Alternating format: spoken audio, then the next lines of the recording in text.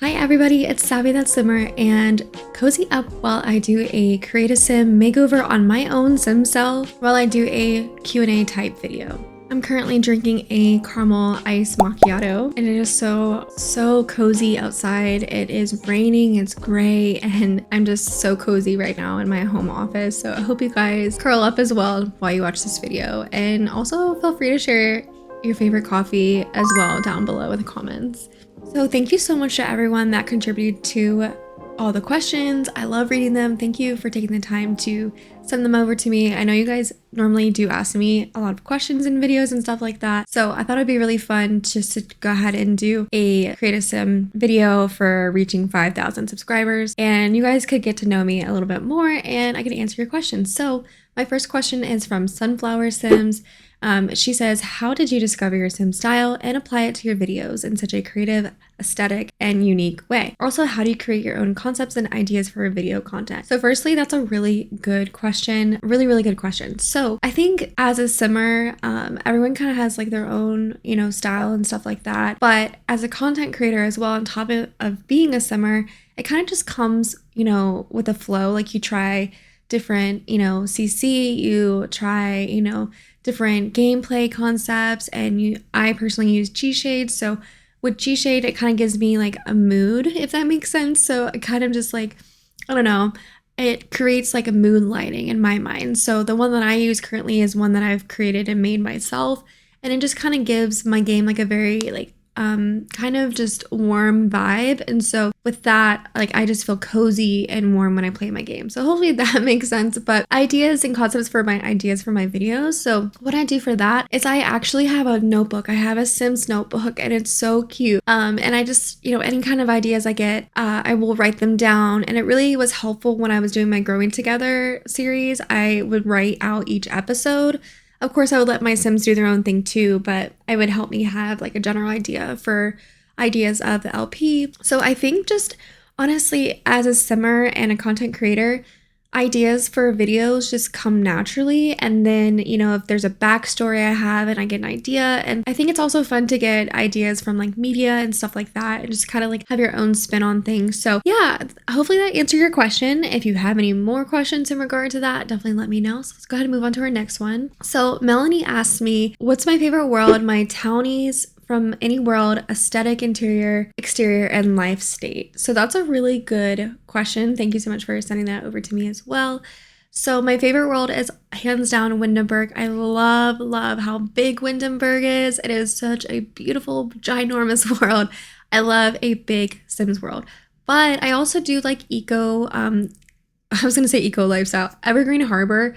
I like that world because it reminds me of like a realistic town that you would see in real life, but I also like the gameplay that it comes with it as well. It's a very interactive world, even though it is a little bit smaller. And I like that it comes with apartments too.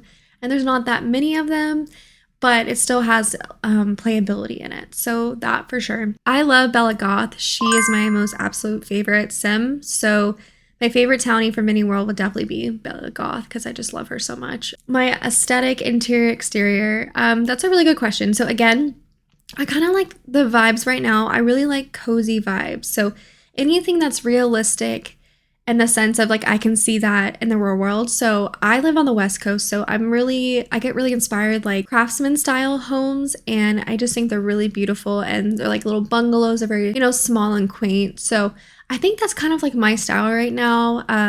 And just seeing, other people on Tumblr share realistic styles of homes, just, oh my God, I just love. I'm also a photographer as well. So just seeing photos on Tumblr just really inspire me. And my favorite life state within The Sims would probably be a young adult.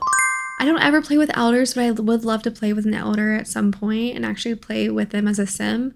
But I think a young adult, just because like you're starting out with them and you're starting, playing with them. So yeah, probably that, because you are able to just create a life for them, and you start with them as a young adult, and then you kind of go throughout their life with them as an adult and then an elder, and there's just so much you can, see and live with them. So probably that for me. So yeah. The next person that asked me a question was Pilar. So they asked me, when did I start playing The Sims? I started playing The Sims when I was in middle school. So My first game was The Sims 2. Technically The Sims 1 because I did play The Sims 1 first, but it was like one of those things where I just like played it here and there. But The Sims 2 was the game that I played the most. Like I started with that essentially, and that created my love for the Sims franchise, and I've never looked back. The Sims 2 was my baby. I love that game so much. The autonomy, the storytelling in it, all of the lore is just so deep and intertwined, and it's just an amazing game. They developed that game so well. If anything, The Sims 4 should be like The Sims 2, and it's not, unfortunately, but I do love The Sims 4. Don't get me wrong, I love it because there's so many amazing things with The Sims 4, but it's also lacking a lot of things that it should have from like The Sims 2 and The Sims 3, but it's okay. It is what it is at this point. So anyways, that's when I started playing. My middle school friend and I, it's actually really cute. We used to go over to each other's homes. I would bring my laptop and we would sit together, and she had her computer in her bedroom and would sit right beside each other, and we would play The Sims like all night right beside each other. It was really funny. So anyways, the next person that asked me this question, I don't want to pronounce this because I don't want to say it incorrectly, but let me know how to pronounce that in the comments below. And thank you for sending your question. What do you use to film and edit your videos? I use OBS to film, and then I use Filmora Wondershare to edit my videos. I love using both of them. OBS is very user-friendly once you get the hang of it, and so is Filmora Wondershare as well. And then Miss Lee Sanders asked me a question, what made you want to be a YouTuber? So I got into The Sims 4 in 2020. So I had took like a really long break from playing The Sims because I was, working, I was in school. I was just, I just took like a break, like most people take breaks when it comes to The Sims. And I got reintroduced to The Sims again in 2020. So I always have loved it. I always would pick it up every now and again. And I think the last time I played The Sims before that was The Sims 3. But I started watching The Sims YouTubers when I started playing The Sims 4 again, like trying to look up questions and stuff and like learn more about the game and like, secrets and like fun things that you can do, cheat codes, that kind of stuff. And I was like, oh my God, this is so cool. So the more that I played, I finally got into my YouTube journey at the end of 2022, and I didn't have a gaming computer at that time. So I technically started this year in my mind, because once I actually got my gaming laptop, I was able to create content that I actually wanted and like it was good quality. And it was just hard because before I got my gaming laptop, like I knew the quality of the content I wanted to share with you guys, but the computer that I was using was just not it. It was so shitty. So I technically this year would have started, but yeah. So what made me want to be a YouTuber was just probably seeing everyone, on YouTube sharing their game and everything. And I think just sharing my game as well and sharing my creativity, storytelling, and just having fun, and also just meeting other simmers as well.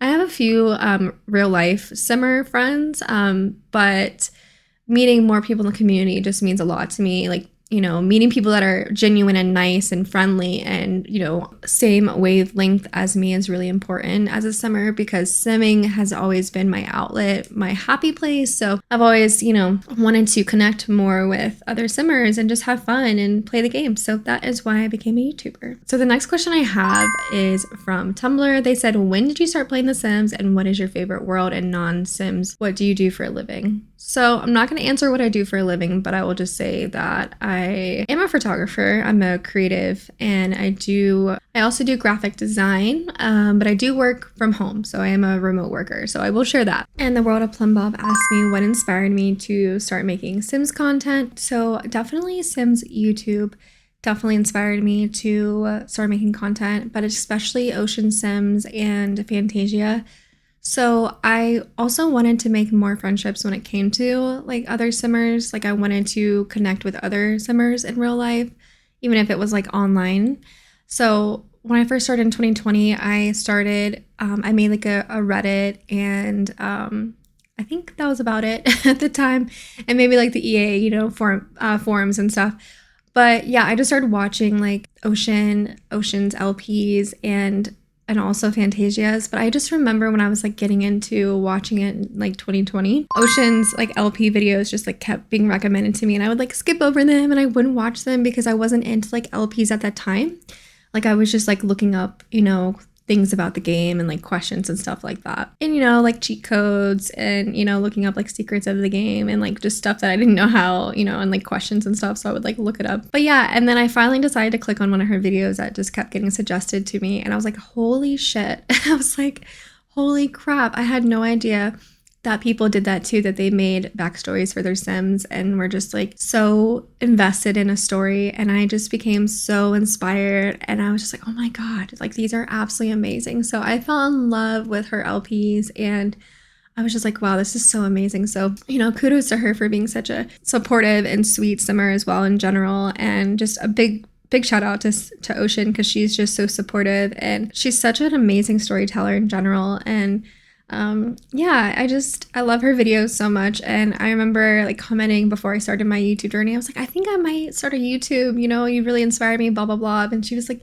do it, you totally should. And I did. And yeah, and I'm just like never looked back and it's just been so much fun. So big kudos to her. And also Fantasia is also an amazing creator too. She's also very supportive of other Simmers as well and growing creators.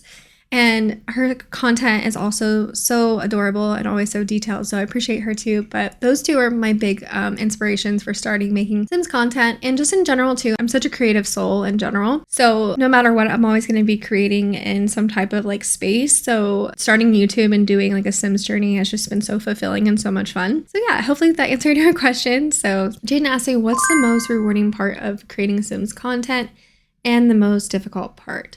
So the most rewarding part is just honestly being able to meet other Simmer friends, people that are positive and uplifting and so sweet.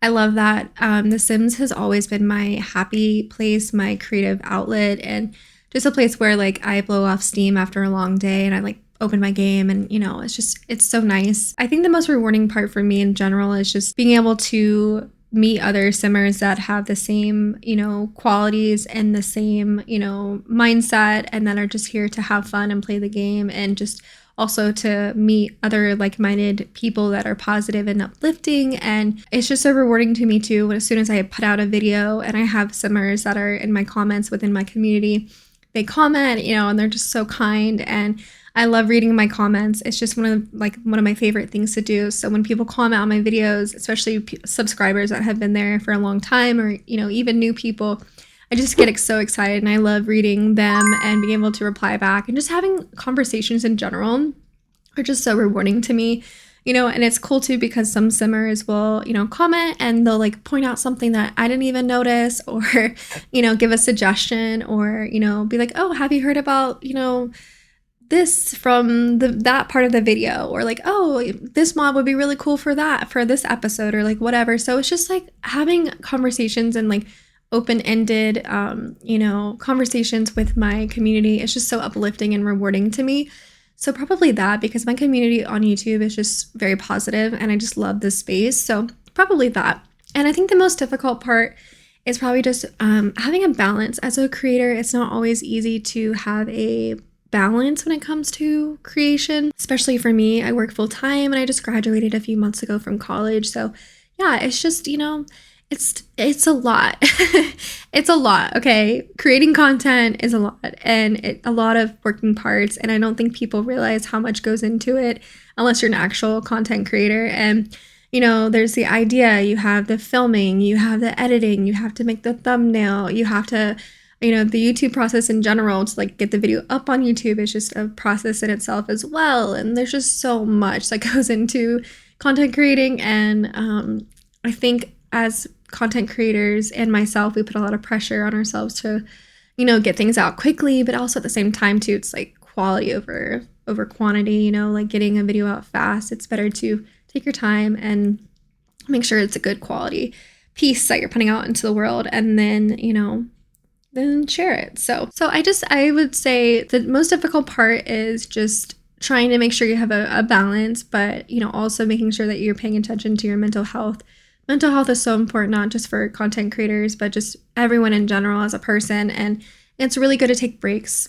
It's so good to take breaks and just take care of yourself. And I think just finding a schedule is really important. So very long-winded explanation for that question, but hopefully that answers your question.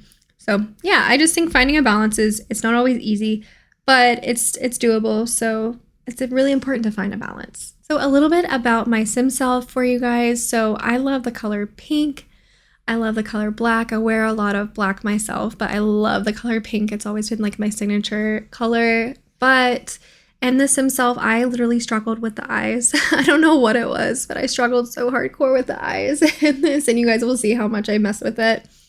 But I wanted to have like kind of like a dark academia look for the like black outfit that I had in mind. Also just a casual, cute pink outfit as well. And I really want to have kind of like a cute dress that was pink as well. And then my little casual pink outfit that I have is basically what I wear. I'm a very casual girl. Like I'm very, very casual. So like my daily outfits at home, because I work from home, I normally wear sweatpants or like, you know, a little lounge wear, like comfy, soft outfits. I'm very, very all about comfort. Like I like to be comfortable. I hate being uncomfortable. I don't like tight clothes. Now, when I was like younger, yeah, you would definitely see me in like some tight clothes, but I definitely don't like wearing tight things anymore. I just want to be comfortable and cozy. And I think like during 2020, that definitely, you know, it's funny too, because the job that I used to work in like a couple of years ago, I used to have to like dress up to the nines. Like I would have to come to work and like look fancy every single day, like hair, makeup, everything. I wore heels every day, and it was just so nice transitioning to like a remote job and now doing YouTube, and I can be comfy every single day, and it's just so nice. And then I dress up obviously on occasions, but yeah, so that's just me. Like I'm just a casual, comfy gal, and I like to be comfortable and cozy. So that is it for my Simself kind of overview. So I hope I answered all of your questions, and if I may have missed one, please let me know. And feel free to ask any questions that you may have for me down in the comments below in this video, and I can definitely answer them at some point in the future. I will probably do another video like this, Q&A, in the future, maybe when I hit another milestone. But it was so nice being able to answer your questions, and you guys could learn a little bit more about me. And I will see you guys in the next video. I love you guys so much, and thank you again for the 5,000 subscribers. I appreciate you guys so, so much.